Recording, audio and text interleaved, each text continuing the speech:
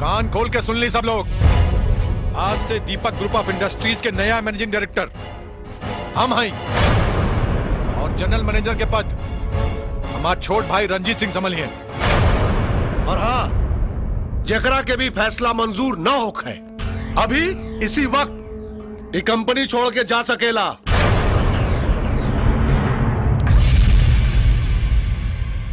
ब्रिजेश चाचा, भैया के नेम प्लेट रवा काहे फेंकता नहीं? सोना ही तोरे माई का फैसला बा कि तोरे भैया के जगह पे अब हम ये कंपनी के मैनेजिंग डायरेक्टर रहब। भैया के जगह केहू नहीं खेले सकत। चुपचाप भैया के नेम प्लेट लगा दी। मरल आदमी के नेम प्लेट लगावल अशुभ होला और वैसे भी तोहार भैया कोनो भगवान ना रहले जेके सुबह शाम माला फूल चढ़ावल जाए। हमार भैया के नाम तमीज से ला। ई मत भूला कि उनकरा सामने तोहार औकात कुछ नहीं खे। हमके हमारा औकात मत बताओ, ना तो वही कस के रगड़ देव तो तोके तोरा औकात पता चल जाई।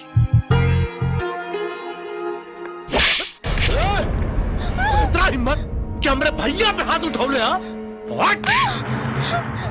अम्मा, ई देखा, ई दो कौड़ी के आदमी हमरा साथे कैसे बर्ताव करता। भैया एकरा के फैक्ट्री से निकाल देले रहलन, फिर भी आ गइल बा। अम्मा, हमरा तो बुझाता कि दोनों भाई मिलके भैया के खिलाफ कोनो बहुत बड़ा साजिश रचत हरसन। ई दोनों के अभी फैक्ट्री से निकाल दो, निकाल दो अभी।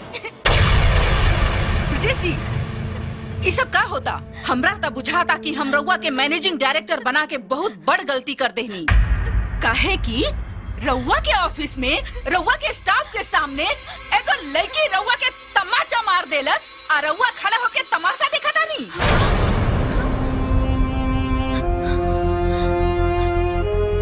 अगर हम रउआ के जगह पे होती तो अब तक एकरा के धक्का मार के बाहर निकलवा देले रहती। ए, निकल यहाँ से। और आज के बाद दोबारा यहाँ ऑफिस में कदम मत रखिए। चल, निकल।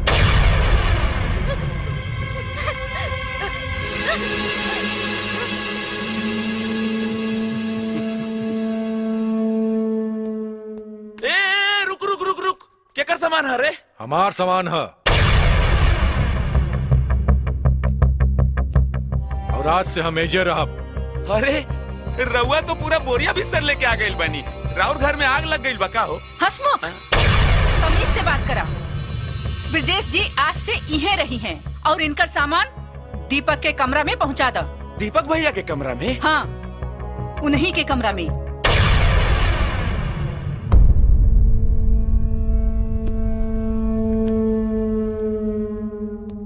रुको, तू लोग हमरा भैया के ऑफिस पे कब्जा कर लेला, हम बर्दाश्त कर लेनी, लेकिन एक बात याद रखिया, हम अपना जीते जी भैया के कमरा पर तोहार कब्जा ना होके दे। ए ब्रिजेश, अपनी कचरा पचरा उठावा और चुपचाप यहाँ से निकल जा। ई रहल ऑफिस वाले थप्पड़ के जवाब। और एक बात तू सुन ले कान खोल के, आज के बाद हमरे काम में टांग अड़ौले तो तोरू हॉल करब कि कहीं मुंह दिखावे लायक ना रहे।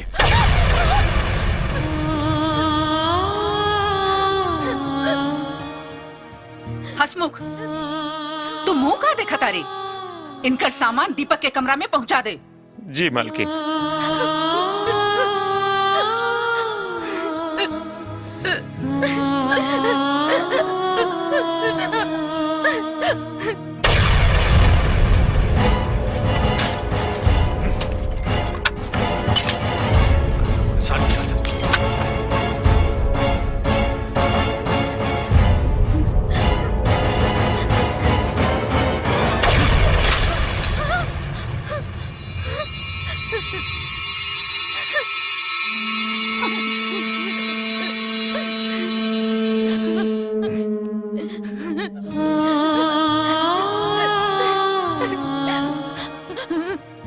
मालिक के मरला के एक सप्ताह भी ना भइल ये कि लोग अपन अपन रंग दिखावे लागल।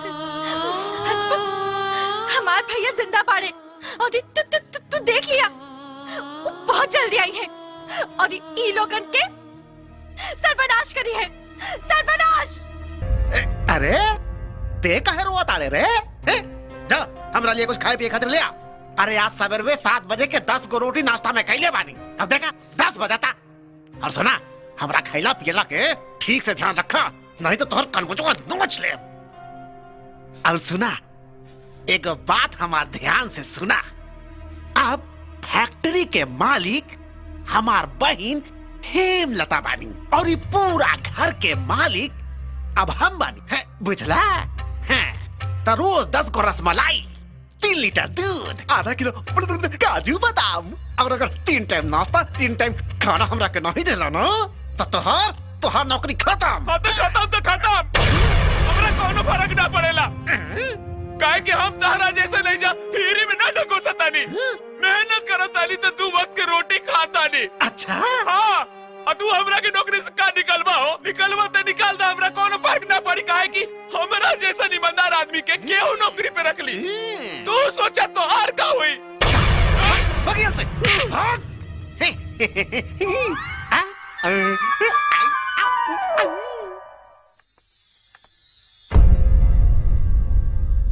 आरती बिटिया, ये हवन ब्रिजेश बाबू और ये उनका छोट भाई रंजीत बाबू।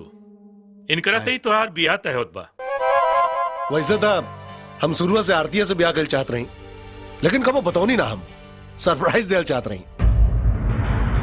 हमरा के तो लड़का पसंद बा और वैसे भी तू दोनों जने एक दूसरे के जानत बाड़ा।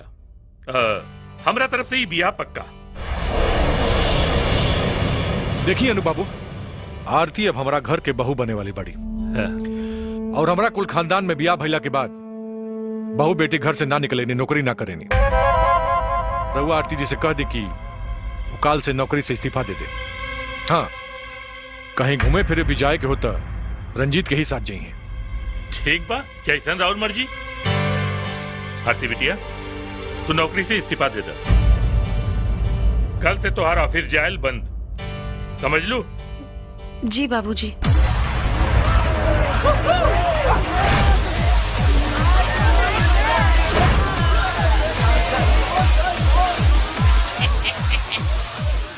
हसमुखवा, यह इतना बड़ सोसाइटी के पार्टी चला था, आ तू दीपकवा के याद में आंसू बहाता रे? जो अरे साइड में जो 2 पैक मार और फिर अरे तू गरीब लोग गरीब रहवा। मामा जी, भगवान बहुत अच्छा काम कैले कि हमरा गरीबे पैदा कैले, काहे कि तहनी जैसे ऊंची सोसाइटी वाला लोग जेकर नमक खाला ओकरे जख्म पे नमक छिड़केला, बाकी हम गरीब लोग एक बार केकरो नमक खा ले भी नहीं ना तो पूरा हक अदा कर देवे नी मामा जी। आई हमार आंसू ना हा, ई घर के खाई नमक निकल रहल बा हमर आँख से, तारा समझ में ना आई।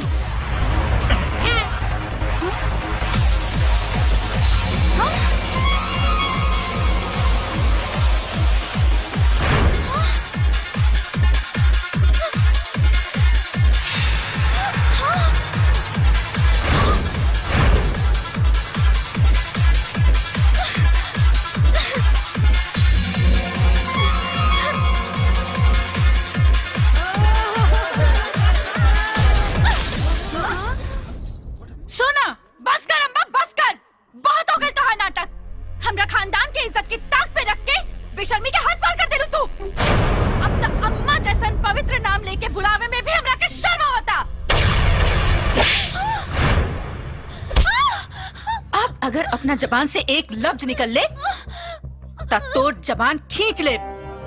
भैया, आज से एकर सारा पढ़ाई लिखाई बंद, आ एकरा के नौकर वाला कमरा में शिफ्ट करा और काल से घर के झाड़ू पोछा बर्तन कपड़ा धोवल घर के सारा काम एकरा से करवैहा। और अगर ई तनिको भी मलिकाना तेवर दिखौलस तो एकरा के मार मार के चमड़ी उतार लिहा। ले जा यहाँ से। अरे हसमुखवा जी मालिक। जा एकरा के अपन बगल वाला रूम में शिफ्ट कर दे। जा। हे कहाँ जाता रे? ये सब काम के करी रे? तोर बाप कि तोर मुअल का भाई हैं? मामा ई राखी ना हम भैया के फोटो पे चढ़ा के आवत तानी। तोरे राखी चढ़ौला से तोर मरल भाई वापस ना आई हैं। आई हैं, वो जरूर आई हैं और तू पापियन के सर्वनाश करिए। ए, बहुत जबान चलता तो है, बहुत जबान चलता है। भाग यहाँ से।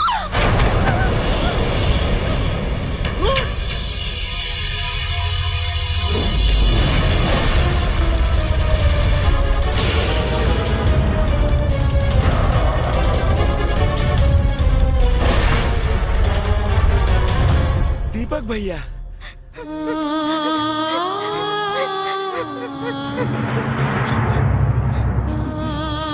हम कहले रहनी लो हमार भैया आए हैं। अब आग फाड़ फाड़ के देख ला सन, आ गए ले हमार भैया तोहनी के पाप के अंत करे खातिर। ना ई दीपक नहीं के हो सकत।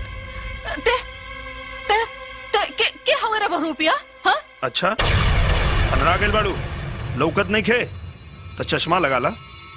दीपक है हम, दीपक।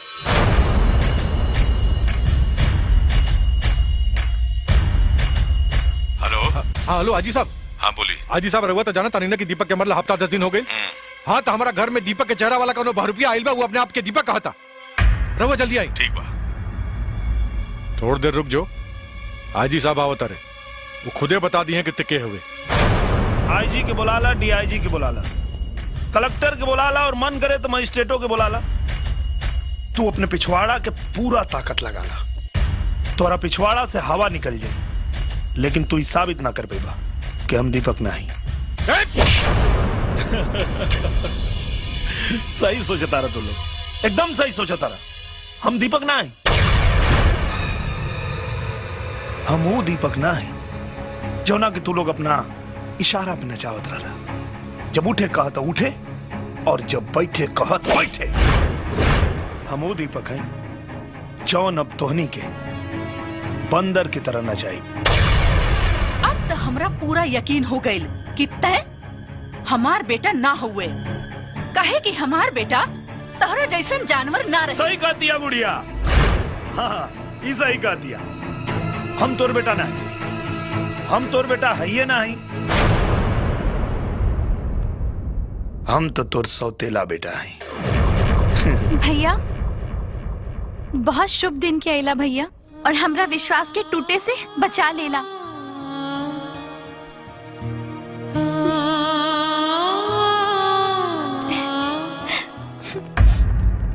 अजी साहब पकड़ लिए एकरा के। उहे बहुरूपिया हा जौन अपना आपके। जब तक ही साबित नहीं हो जात कि वो दीपक हवन, तब तक पैसा के कौनो लेन देन मत करिया लोग, बुझला? ना ता कानून केहू के ना छोड़ेला, ये बात याद रखिया लोग। अरे बहन, अगर ये साबित हो गई कि यह दीपक है, तो हमारी जिंदगी के दीपक तो बुझा जाए। चुप करा भैया। वो अब ई कोर्ट में कबो साबित न कर पाई कि वह दीपक है।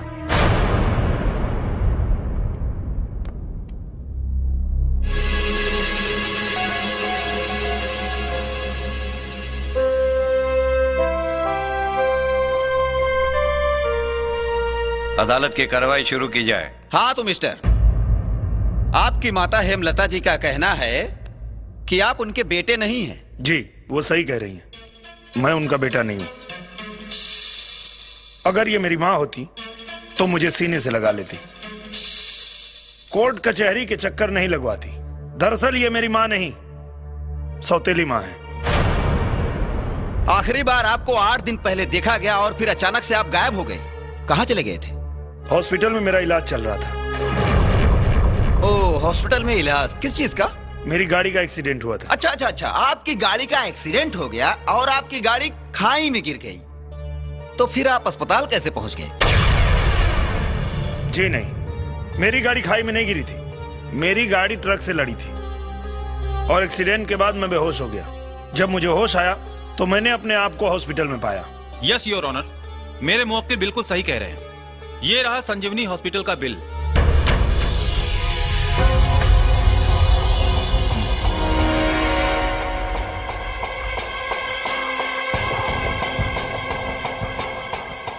योर ऑनर, मैं संजीवनी हॉस्पिटल इंक्वायरी के लिए गया था। उसके हिसाब से मिस्टर दीपक जो कुछ भी कह रहे हैं वो बिल्कुल सच है।